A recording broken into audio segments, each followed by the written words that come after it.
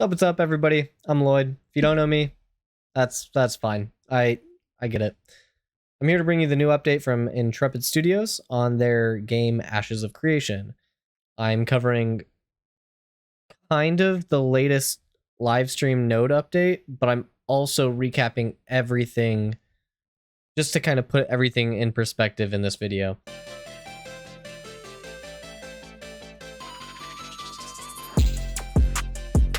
Just a quick note before starting, some of the information is from the August 2023 node update, which was either today or yesterday, whenever this video comes out. I have no idea. Some of the information was expressed in the video, in the stream, but I'm also grabbing information from the Ashes of Creation wiki led by Lex, who created that wiki.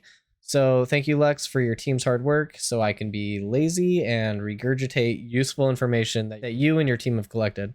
Anyways, on to the core major gameplay concept of nodes. If you haven't been following along with the monthly updates for literally years on end like I have, then you might be asking, what is a node exactly? A node is simply a place where players can attach themselves to a particular plot of land in the world and claim citizenship. And I mean that quite literally. On day 0, or in other words, launch day, there will be no buildings, no towns, no cities, or anything. This will be completely up to the players, and they will have their full autonomy in the world to kind of build and create what they want. And to kind of put into perspective how large the world is, we have been told that the world map of Verra is 1,200 kilometers squared. To put that in perspective of other games, we have GTA 5, which is 75 kilometers squared, or Skyrim, which is approximately 37 kilometers squared. That means Verra is going to be the size of 11 Grand Theft Auto 5s and 37 Skyrims. While that's true, I'm being a little disingenuous, as the lands and Ashes of Creation will be 480 square kilometers, and the ocean will be 750 square kilometers. That's still about 6.5 GTA 5s and 13 Skyrims, so it's going to be pretty big. On the landmass, there will be exactly 85 regular nodes and 15 additional castle nodes for a total of 100. So you might ask, how do I become a citizen if there's no town or anything around? From my personal experience in Alpha 1, the way that you grow a node is you go to a plot of land in the world. It is fairly obvious that it is supposed to be a node, and you will go and kill monsters or beasts in that area. They're particularly low level at first.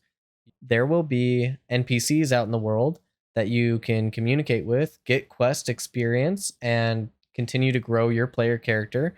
And if enough player characters go to that area where that node's zone of influence is and gain experience by doing the same things, eventually it will grow into a crossroads, and you can then keep on leveling that node until it becomes an encampment, and then a village, then a town, city, and eventually a metropolis. And that is how nodes are built and how you become a citizen. You only become a citizen of a node once it reaches level 3, which is the village state, and you will be able to go to town hall, sign up as a citizen, and you will be able to partake in a mayoral election. You will be able to actively partake in mayoral voting, policies, and other node events such as caravans, sieges, and just be an overall good Samaritan, contributing to society and pay taxes, where the game system will actually reward you, unlike in real life, but I digress.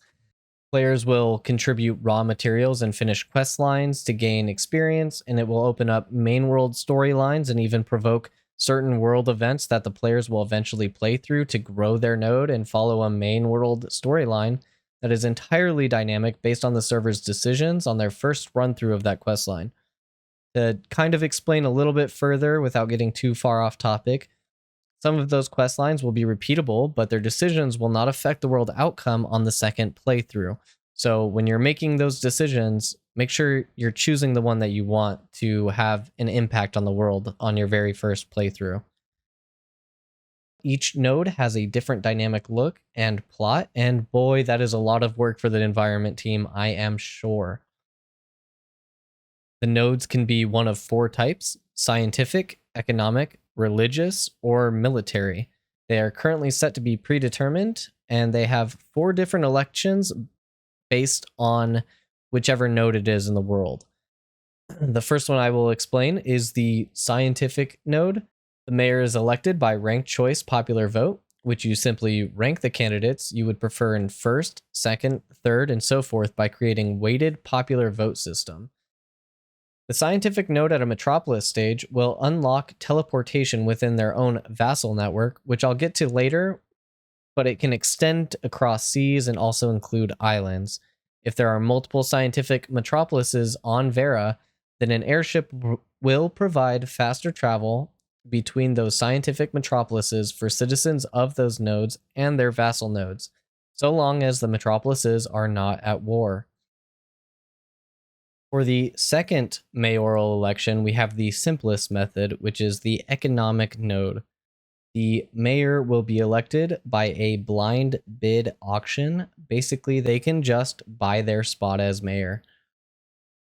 The economic node metropolis stage has a superpower that will be able to link and share their auction house listings with all of their other nodes and vassal nodes. Meaning, no, the auction house is not inherently shared throughout all of Vera, and it can only be linked with the economic node. Up to 2 economic metropolises may be linked in this manner. They also enable worldwide sale prices for auction houses across Vera.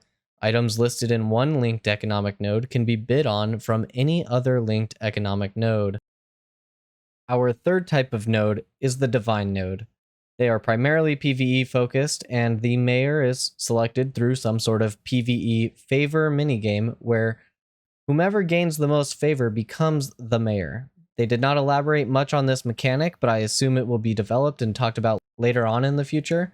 The Metropolis's superpower for the Divine Node may unlock a procedurally built Mega Catacomb, which is a dungeon beneath all of the node and its vassal nodes. And these may house unique bosses with unique drop tables. So I'm pretty sure for all of you raiders out there, Divine Nodes will be a lot of fun for you. Now, since this is a PvX game, you can't really have a PvE node without having a PvP node, can you? Which is why our fourth one is the military node. And now to preface this one, this is changed due to the development update, and everything said prior is also subject to change. The mayor is elected through trial by combat. And now this gets a little confusing as the stream conflicts with the wiki a little bit. In the stream, they were specifically talking about after a node has been sieged, there is a time frame where the PvP event will occur, where in military nodes specifically, you can leverage the ruined state of nodes as a form of PvP battlegrounds in an instanced zone where citizens and candidates can participate. During the week, you will have a number of opportunities to participate in a timed event and back a candidate who you wish to be the mayor of a militant node and fight with them with objective-based gameplay that will accumulate points. At the end of the event, whoever has the most points will become mayor. Overall, I think it could be a little bit clarified more on Intrepid's behalf, but as it states on the wiki, military nodes enable bounty hunters and potentially reduce duration of corruption.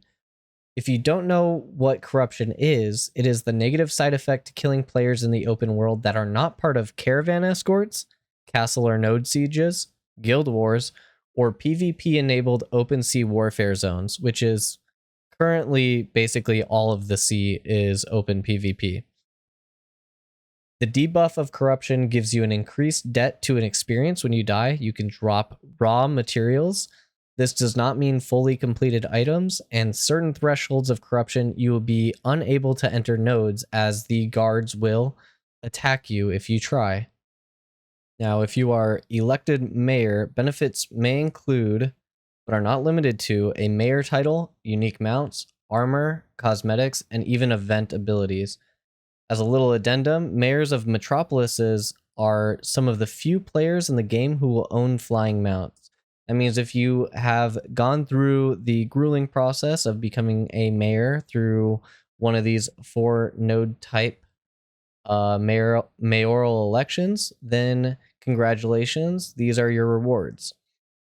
However, mayors also have a lot of responsibility as they control nodes' taxes, policies, resource management, building construction, and overall node direction. As nodes are the most complex system in the game, or of any game to be honest, it makes sense that each of these things can get extremely complicated. Therefore, I'll try my best to simplify everything to the best of my ability. Before that though, let me recap one last thing so we don't get lost in the sauce. What are vassal nodes? How does a node become a vassal node? Well, a vassal node is an extension of a parent node. The first node in a region that becomes a village will make the node adjacent to it a vassal node. There's a limit to the amount of vassal nodes a node can have, as shown on the screen here. A sovereign or parent node collects taxes from their vassal nodes. They also grant some overarching policies across all of the vassal nodes as well. These taxes cannot be taken by the mayor or other players. They enter the sovereign node's treasury, which will create a different type of currency, which in the stream was named node currency. To quote Steven on vassal nodes, "It's not a bad thing to be vassaled, it is a good thing. It brings many benefits from the sovereign, and it allows vassal nodes to even live outside of normal mechanics. You get to adopt some of the benefits that the node type of your sovereign is, even if your node type as a vassal node isn't the same. This means that you could be an economic node vassaled by a scientific node, and you will gain some scientific node benefits. As stated previously, they can extend across seas and islands. However, neighboring or adjacent nodes from stage 1 and up will block the potential growth of their immediate neighboring nodes. This is a part of the main core of Ashes of Creation and why nodes are so important for different dynamic gameplay. If you block out a particular node, that node may no longer become able to participate in a world story or questline. You will essentially lose out on something happening in the world by simply not leveling it up and blocking it out by leveling a different node. This means that each server, granted that the players don't make the exact same choices amongst every single server with all 85 nodes, will make the server dynamically different with a different storyline. To branch even further, the decision that the players make in those storylines can be different and affect the potential growth of a node as well. It can get insanely complex. Now I'd like to transition back on topic now that all of the recapping has been completed. Here's where we get into the bread and butter of the latest live stream, which is basically, why is any of this really important when I just want to play the game? I think the most appropriate place to start are buildings and building construction. When a node is upgraded to a village, as we saw on the stream, there are default buildings. These buildings are there to provide services that every node should have inherently. These buildings can be upgraded by a mayor and voted on by citizens with certain systems that will be introduced soon. Those systems being policies and mandates. Before I get there though, I would like to explain active buildings. Active buildings are meant for players to interact with, and they can be artisanship, business, content, and political buildings. These are player interactive, and in order to build these interactive buildings, you must also build what is known as passive buildings. These can create a nice little vibe of the districts within the node and can be chosen between civic, cultural, fabrication, scholarly, and vocational building subtypes. These are not player interactive, but they're meant to fill out the node and also make sure that the active buildings can be built. So although they are placeholder for aesthetics, they do serve a purpose in being there. To build an active building, firstly we need resources. So, as explained in the stream, the mayor can enact a build order, which can ask for necessary materials needed to build certain housing. It looks like there are a lot of options as a lot of node resources, but we'll just keep it simple for now. Node resources are specific to nodes and cannot be placed inside player inventory, meaning mayors won't be able to steal your shit. They can then use the resources to build or upgrade the node's default active buildings and use them for sieges or other commodities. Once the active buildings are built, for the stream's example, the smithy, we can then look towards expanding it. The elected mayor has an economic resource that he can use called mandates. Those mandates can then be used to create player-made quests called mayoral commissions to use node resources to pay player citizens of that node to complete, such as killing things in the world or gathering resources, etc. The mayor can elect to enact certain policies to buff the node zone, gather resources faster, build buildings faster, or build a particular building in a certain plot in the node. I couldn't really explain it better, so I'm just going to let Steven explain it here. Yeah, think of commissions like, there is the Sherwood Forest is nearby, and there's a number of wolves that have been attacking the villagers, and we need your support in taking care of those wolves. Go out there now, citizen, and bring back pelts to prove your worthiness, right? That's a commission. Whereas a buy order is more like a person standing at an auction, house saying, we're willing to buy this for this amount of money. Does anybody have this, right? And you're coming up, checking your warehouse inventory, checking your inventory, and you're depositing that in exchange for the node currency, and that then you're using the node currency to go interact with vendors and purchase vendors. Now, to be clear, node currency stays with the player even if their node is destroyed or they drop citizenship. This is something that you have available to you and you carry forward to your next location, but you may only spend your node currency at nodes that you're a citizen of. This mandate resource is limited and can only be given when the player citizens actively participate in mayoral commission, building constructions, and other node events such as caravans and sieges. These mandates do not carry over to the next mayor unless the previous mayor is re-elected. They will be player specific, however in the stream they did not elaborate on this if the player loses mayorship and then becomes mayor again if they still have the leftover mandates. For policies, the player citizens can vote on said policy. If they want it, they can vote yes or no, and only by using the mayoral resource can mayor choose to mandate that the policy go through, basically vetoing player citizen vote entirely. To gain mandates, the mayor must have the player citizens partake in node events such as commissions or building contribution or caravans, etc. For our example, we want to unlock a smithy. The mayor can use a mandate to build a smithy on an open plot of land. There will be a top-down map of the node where the open plots are, and the mayor will be able to choose where he or she would like to place the building.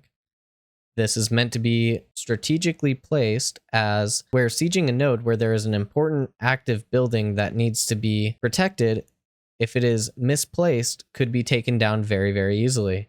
So future mayors, please be careful where you put your active buildings down, as it is quite important. The mayor can then upgrade the smithy and choose weapon, armor, or what I assumed to be the processing smithy as our building once it has been placed. Once chosen, the other choices for that active building on that plot are blocked out. Among the choices, we would like to choose a weapon smithy. Then among those choices, a weaponsmithy may choose to do slashing, bludgeoning, or piercing weaponsmithing.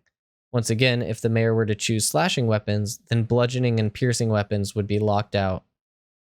In order to completely max out our weaponsmithy, we would need to build 3 weaponsmithy buildings to be able to specialize in all 3 weaponsmith ability types.